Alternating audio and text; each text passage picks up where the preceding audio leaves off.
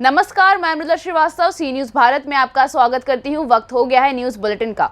Bulletin में खबरों की शुरुआत करेंगे और जानेंगे कहां मानव अधिकार आयोग ने संज्ञान लेते हुए खगड़िया के एसपी को किया तलब, कहां हुआ भीषण सड़क हादसा और कहां कृषि विभाग की बड़ी लापरवाही आई सामने। ऐसी ही तमाम खबरों पर आइए विस्तार से करते हैं चर्चा।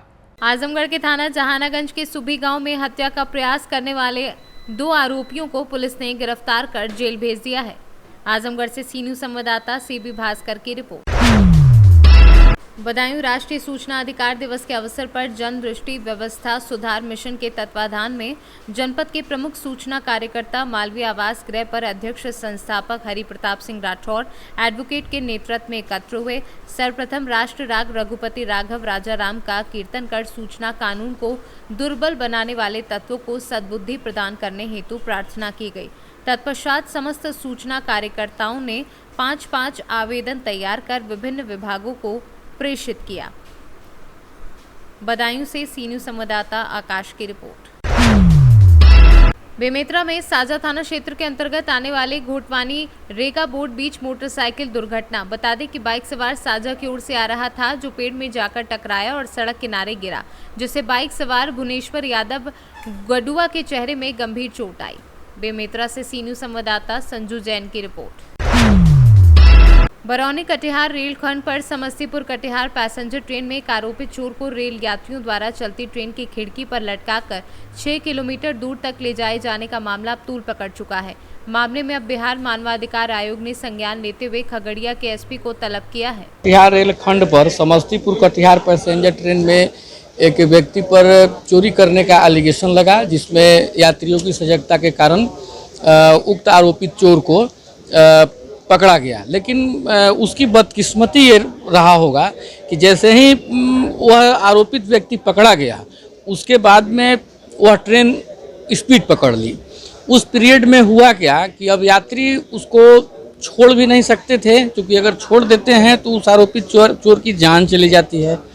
और दूसरी बात है कि अगर उसको नहीं छोड़ रहे हैं तो हमारे कहने का यहाँ पर मतलब ये था कि 6 किलोमीटर तक इस स्थिति में यात्री गए हैं कि वह डिब्बा में ना कोई जीआरपी ना कोई आरपीएफ कोई सुरक्षा व्यवस्था रेलवे एडमिनिस्ट्रेशन के द्वारा कोई नहीं रहा होगा, जिस कारण 6 किलोमीटर तक यात्रियों ने उसको हाथ से लटकाए हुए अवस्था में ही एक आरोपित चोर को लेकर के वह गया। उस पीरियड में ऐसा भी हो सकता था, जो आजकल धड़ल्ले से हो रहा है, कि अगर उस चोर के शागिर्द ट्रेन में आकर के जो यात्री यात्रा कर रहे हैं उनके साथ में कोई अगर अनहोनी घटना को अंजाम देता, तब क्या होता? तब तो कितने आदमी की जान जो है सो खतरे में पड़ जाती। और दूसरी बात यह था कि अगर व्यक्ति अगर उस आरोपित चोर को अगर पकड़ करके नहीं ले जाता, अगर उसको छोड़ देता तो उसकी जान चली जाती। तो फिर कल होकर के यह बात आता कि भाई नहीं, आदमी जो है सो इसको कोर्ट के प्रोसीडिंग से इसको सजा देने का प्रावधान है, तो फिर लोग ऐसे अपने से कैसे कर देंगे? तो बड़ी दुविधा की स्थिति वहाँ पर उत्पन्न हो जाती है। ऐसे सिचुएशन में मेरा यह व्यक्तिगत मानना है कि जो 6 किलोमीटर तक जो यात्रियों ने असहज अवस्था में जो यात्रा किया, यह रेलवे प्रशासन की बिल्कुल ही यह लैचेज को शो करता है। इसके लिए हमने ह्यूमन राइट्स कमीशन में मेरे द्वारा एक पिटीशन फाइल किया गया, जिसके regarding Bihar state human rights commission में इसमें सुनवाई हुआ।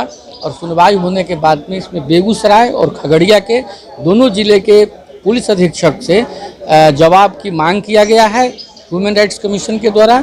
इसमें बिहार ह्यूमन राइट्स कमीशन के समक्ष 24 जनवरी 2023 को इस मामले की अगली सुनवाई सुनिश्चित हुई है। और इसमें हमारा सबसे प्ली हमने इस बात को लिया था कि यात्रियों के जो शांतिपूर्वक जो अधिकार हैं यात्रा करने के लिए, उस अधिकार से वंचित होना पड़ा रेलवे प्रशासन के लैचेज के द्वारा। हमने इसी बात को लेकर के हमने मानवाधिकार आयोग में गया था और आयोग के द्वारा यह काफ़ी ड्रास्टिक एक स्टेप लिया गया है। मुजफ्फरपुर से सी न्यूज संवाददाता दीपक कुमार तिवारी की रिपोर्ट। बाढ़ ग्रसित इलाकों का भ्रमण करने ट्रैक्टर चलाकर पहुंचे रामपुर के सांसद घनश्याम सिंह लोधी। बता दें कि उत्तराखंड के पहाड़ों में हुई वर्षा के बाद रामनगर बैराज से छोड़े गए पानी में मैदानी क्षेत्रों में सैलाब की स्थिति बना दी, जिसके चलते हजारों किसानों की फसलें बर्बाद हो गई। कच्चे घर टूट गए। इसी का दौरा करने के लिए खुद ट्रैक्टर चलाकर निकले सांसद घनश्याम सिंह लोधी। देखिए, पिछले कई दिनों से लगातार बारिश हो रही थी और उसमें ऊपर से बैराज से पानी आया और मेरे ख्याल से ये बाढ़ की स्थिति बनी हमारे। और ये जो मेरे ख्याल से सड़क कट गई है, 1-2 किलोमीटर लगभग सड़क है, ये कट गई। पुल भी की जो ठोकर है पल्ली वाली, वो भी कट गई। रास्ता बंद हो गया आज की तारीख। लेकिन पत्थर आ गया है, 2-4 दिन में पानी जैसे उतरेगा वैसे ही हम काम शुरू करवा देंगे। अच्छा, ये स्थानीय लोगों का कुछ आरोप है कि पिचिंग के लिए जो पत्थर और जाल आया ये पहले आ जाता, अब इस पत्थर की क्या ज़रूरत, जिसने पूरा रोड काट दिया, फसलें बर्बाद हो गई, पानी आ गया। नहीं, कोसी थोड़ा दूर थी, उस पर कट्टे लगाए प्रशासन ने और बाकी पेड़ जो काट वाट के डाले थे, लेकिन वो नहीं रुक पाया। और पत्थर तो लगना चाहिए था, लेकिन पहले काफ़ी समय पहले लगना चाहिए था, लेकिन अब व्यवस्था हो रही है उसकी। तो कब तक पत्थर का काम शुरू हो जाएगा? पत्थर आगे जैसे पानी उतरेगा वैसे पत्थर का काम शुरू करा दिया। अच्छा, आपने निरीक्षण किया है, किस तरह से फसलों का नुकसान देखने को मिला आपको? फसलों में जहाँ पानी गया है, जो कपिला जो जैसे पानी में मिट्टी होती है वो दब गई, तो वो फसल तो बेकार हो गई वो।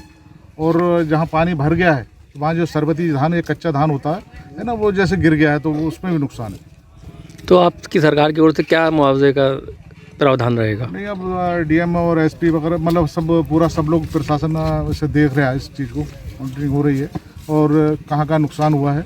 कई जगह घर गिरने की भी सूचना है, तो वो सब देखा जा रहा है। लेकिन उसके बाद कुछ न कुछ सरकार से मुआवजे की मांग की है। आज आप ट्रैक्टर चला कर निकले हैं निरीक्षण करने के लिए, तो कैसा लगा आपको? नहीं, ट्रैक्टर, मैं तो किसान का बेटा हूँ, पहले भी ट्रैक्टर चलाया और आज भी ट्रैक्टर चला रहा हूँ। मुझे कोई फ़र्क नहीं पड़ता ट्रैक्टर चलाने में, क्योंकि मैंने बहुत ट्रैक्टर चलाया। रास्ता खराब था इसलिए ट्रैक्टर था, इसलिए रास्ता खराब था, पैदल आ नहीं सकते, तो रास्ते में ट्रैक्टर से आना पड़ा। रामपुर से सी न्यूज़ संवाददाता साजिद खान की रिपोर्ट। मध्य प्रदेश रीवा जिला नई गढ़ी से बड़ी खबर। कृषि विभाग की बड़ी लापरवाही सामने आई। किसानों को नहीं मिल रहा है कृषि विभाग के द्वारा लाभ। कृषि विभाग में सरकारी योजनाओं को किसानों तक नहीं पहुंच पाती और दलालों को कृषि विभाग के द्वारा सरकारी योजना का लाभ दिया जाता है। जितनी सरकारी योजना कृषि विभाग में फसल का जो भी जाता है, सीजन 2 सीजन 1 किसानों को सूचना तक नहीं मिल पाती, जिससे किसान कृषि विभाग पहुंचकर लाभ उठा लें और दलालों के माध्यम से ये जानकारी दी जाती है, जिससे किसानों को किसी प्रकार का बीज वितरण का लाभ नहीं मिल रहा है।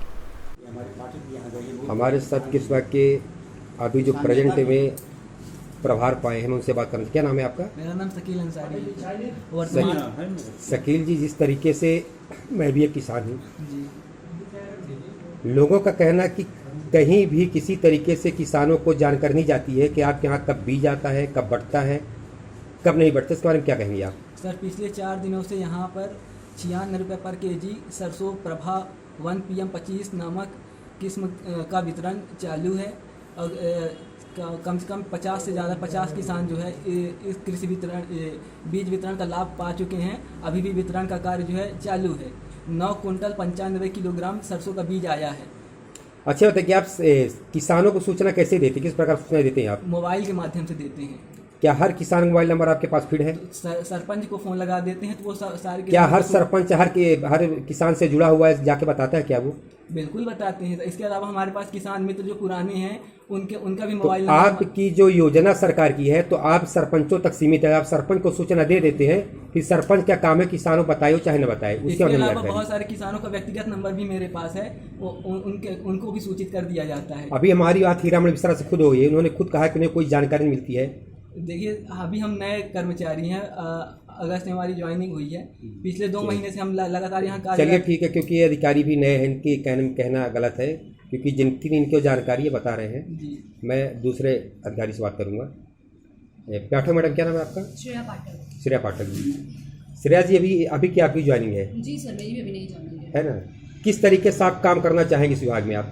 सर, विभाग में तो इसी तरह से काम करेंगे कि जितनी भी योजनाएं, जो भी मटेरियल यहाँ पर आए, वो जिसके लिए आए, जो उसके लिए एलिजिबल हो, उस तक पहुंचा दिया जाए, है ना।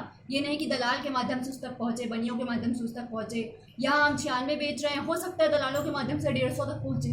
तो इसीलिए हम चाहते हैं कि जितने भी किसान हैं वो खुद कार्यालय में आए, ठीक है। जो भी सामान है, जो भी सामग्रियाँ हैं, जो भी लाभ है, वो हैंड टू हैंड हमसे ही लें, ठीक है। इससे उन्हें क्या है ना, उनकी शिकायतें भी थोड़ी कम रहेंगी और उन्हें लाभ भी ज़्यादा से ज़्यादा मिल सकेगा। अभी जैसा कि शकील ने बताया कि पिछले 4 दिनों से तो पिछले 1 हफ्ते से हम बीज वितरण का काम कर रहे हैं। हमारे रजिस्टर में सारे किसानों के नाम दर्ज हैं, मोबाइल नंबर दर्ज है, जिन्हें लाभ पहुंचाया गया है। जैसे अभी तक किसान कह रहे थे कि इनके पास सूचना नहीं मिलती, किसानों को बात सही बात है, हर किसानों को सूचना नहीं मिलती है कि कब बीज मिल रहा है, कब बीज नहीं मिलता है।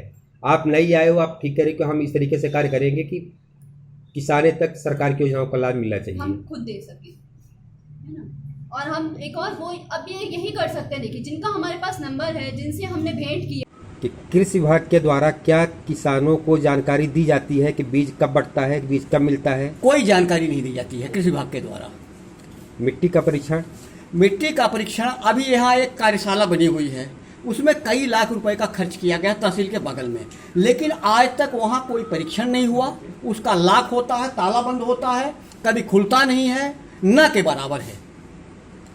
मतलब अगर देखा जाए तो घोर लापरवाही कृषि विभाग की है। इतनी बड़ी लापरवाही नई गढ़ी कृषि विभाग में है कि हम शब्दों से नहीं बोल सकते हैं, बयान नहीं कर सकते हैं। जैसे समझ लीजिए, परीक्षण के लिए आता है कि किसानों की मिट्टी का परीक्षण हो जाए और उसको हम खाद और डाल के फिर से उर्वरा शक्ति उसमें ला सकें। तो ये 3 साल से बना हुआ है, लेकिन कभी परीक्षण नहीं हुआ। हम तो नहीं जानते हैं, नाम मात्र के लिए है। सरकार की सारी योजनाओं का लाभ पानी में जा फिर रहा है, सभी फाइलें डैम पे है।